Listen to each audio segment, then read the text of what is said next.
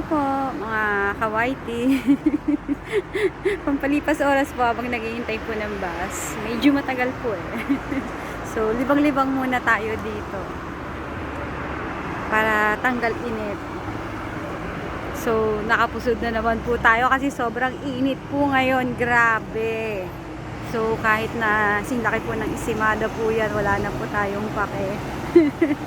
Okay lang po. Oh, ito po yung view. Ayan, malapit lang po dito yung bahay.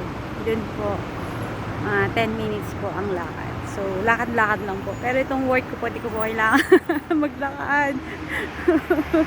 Masyadong malayo po para lakarin. Kailangan ko po talaga mag-bus. So, padaan na po siya maya-maya. So, vlog-vlog muna tayo dito. Oh, dito po yung mga nagsasaya pagka medyo gabi na po dito. Yan, medyo wala pa pong tao dito kasi maaga po. Tsaka sobrang init. Mamaya ito dami ng mga turista.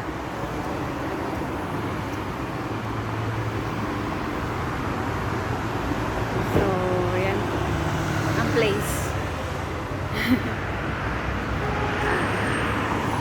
Dun po sa dulo, ang city po. Kaya po nilalakad ko po talaga siya minsan. So, tanggal bilbil po. Ako rin nilakad ko po nung isang gabi. Kasi diretso lang naman po eh. Malapit lang sa house. Kaya, pag minsan talagang lakad-lakad lang. Para naman bawas bilbil. Bilbil is life nga daw. Pinaghirapan nga naman daw, no? So, bakit nga ba tatanggalin? Kailangan nga po tanggalin para healthy. Diba? Medyo may hangin-hangin pa pong konti. Mamaya wala na po yung hangin kasi nagtatanghali na. So, ilang hours lang naman po ako mag-work. So, pauwi na po ako. Tapos, meron po akong ini-meet na very special friend na taga YP, actually taga UK po siya. So, naglibot po sila ng kanyang pamilya. So, nakita ko lang po kaninang umaga na nandito po sila. So, minessage ko po siya. And then, sabi niya, papunta daw siya sa Florence, sa place ko. So na-shock ako kasi talagang dito sila maglilibot and nakakatuwa dahil syempre, friend mo, unexpected, mag-meet kayo. Eh, medyo special siya kasi ang galing din naman niya mag-compose ng mga music. Actually, mamaya malalaman nyo kung sino to. Sana nga po matuloy po kami mag-meet.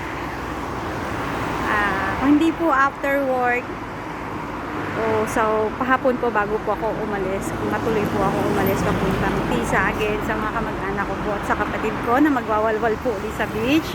Maghuhuling hirit po tayo sa tag-init kahit hindi po tayo naliligo. Joke lang po. Kahit lang po naglalakad sa dalampasigan, at least nakakatanggal stress po. Kaya nga po vitamin C, sabi nga po nila. So at least naman po kahit pa paano makapag-rest ng konti. At back to work na po by end of August. Balikan na po lahat po ng mga amo. Kaya kailangan pasyal-pasyal kahit weekend.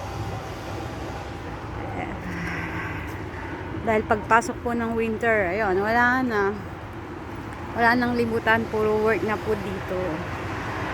Kaya samantalahin po natin habang may time po ngayong patapos ang summer. So actually matatapos na po talaga ang summer po dito. Pero mainit pa po dito sobrang init. Mas mainit pa po sa Pilipinas. Kaya nga nakapusod talagang naiinitan na yung bato ko. Naiinitan siya. So, kailangan magpusol. So, medyo pabebe ang peg. Joke lang po.